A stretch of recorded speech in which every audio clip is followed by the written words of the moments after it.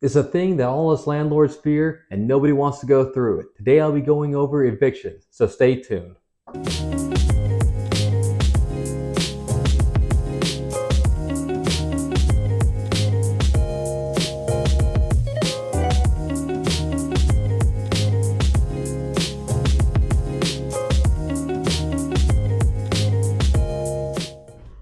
Hey, I'm Emmanuel, and welcome to If I Can, You Can, the channel where if I can do it, you can do it too.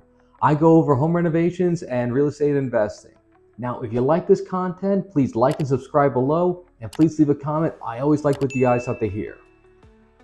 So today I'll be going over the thing that nobody wants to get into as a landlord, and that's evictions, the process. Now, it's been a minute since I posted. I've been going through the absolute worst nightmare of an eviction. I'm going to step you through the process and let you know how some of the things has affected me in having to get someone out of the house. And I think I might make another video on things you want during an eviction that I didn't think of at the beginning of the process. Now, first thing you need is you need to have legal grounds for an eviction. That's going to be non-payment, property damage, violation of lease, or even a holdover. A holdover is when somebody's contract comes up or the end of their lease comes up, and let's say that's in June 2nd, and it turns out that they're there on the 5th and 6th and they aren't moving out. That's a holdover. That's somebody that was supposed to leave but decided not to leave. So you got to evict them now, even though they're supposed to be out. Now you have to serve the tenant with legal notice. You can pay for somebody to do this, and they'll go and they'll give them out a written notice of the eviction that they're going to be facing and the reason for it. And make sure that's done, that's cataloged and everything. The court makes sure that they receive the document and they're properly informed.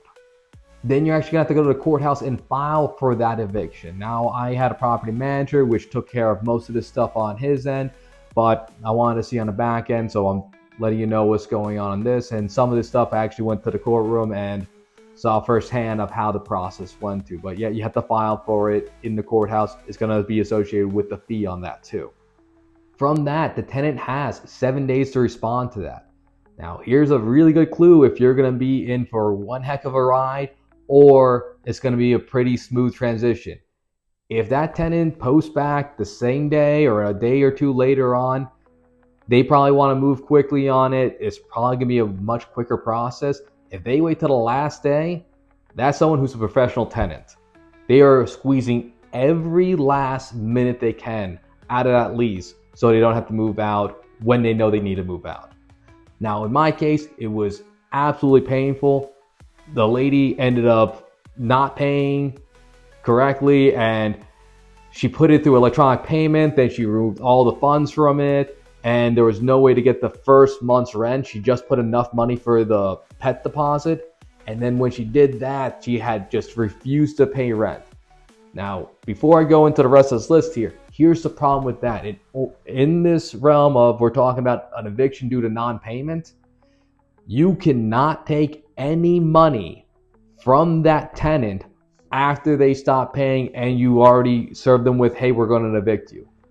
The second you take a penny from them, it restarts the clock.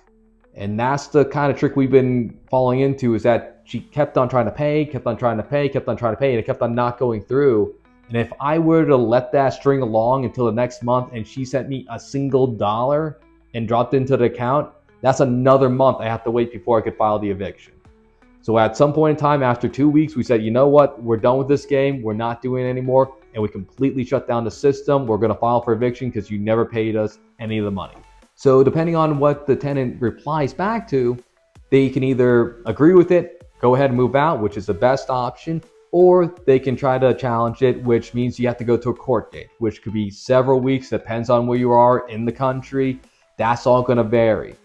But once you get a court date, you show up to the court date, they're going to write what they have to say about the situation. You're going to write up what you have to say about the situation. Bring all the evidence you need, the ledgers, everything you need to show what you have, all the correspondence.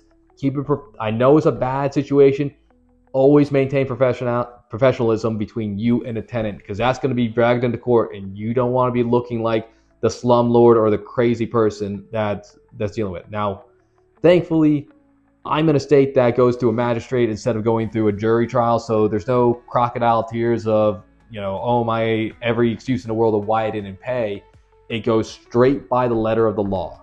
So it was so much so that they brought 10 cases together and said, the judge said that they reviewed all the 10 cases, none of them had validity on why they did not pay the rent, and then they gave them a chance to say some stuff. Some people said stuff.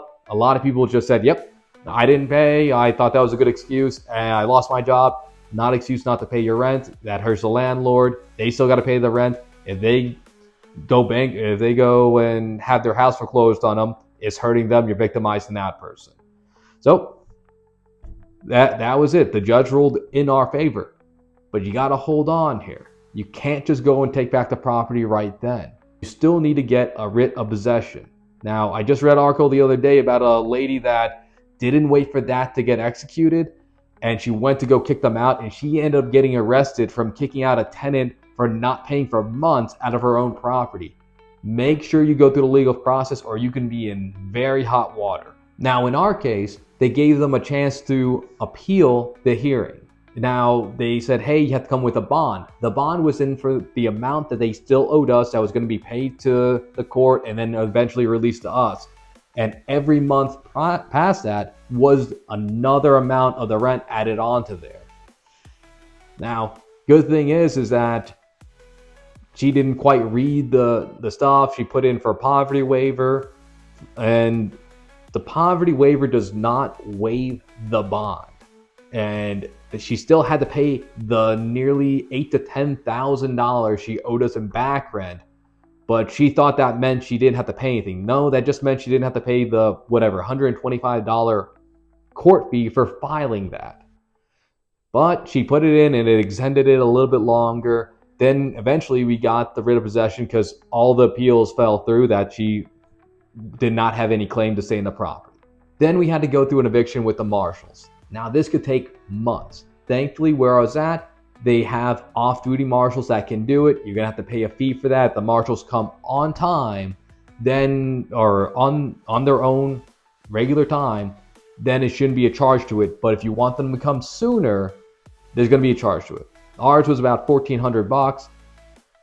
That is much better than waiting 3 months of paying the mortgage and everything else, and then having these guys kicked out 3 months down the road and trying to sell the property. So it was worth every penny to have the marshals come in early on their off-duty time. And then once they come, you got to get everything lined up, movers ready, and then have everything out on the curb. It is a very, very, very stressful situation. I don't wish that on anybody. I didn't wish that on the person that I was kicking out, but we all made the bed we lie in, and that's kind of what has to happen. And as landlords, you have to keep that in mind. Now, watch my other video because I'm going to tell you some crazy stuff, how they still try to steal from me, how they still broke into the property after the fact. I'll go into all that in a second video, so make sure to keep an eye out for the next one. But for right now, please let me know anything you like about this in the comments below. Please like and subscribe. And that's all I have for right now. See you in the next one.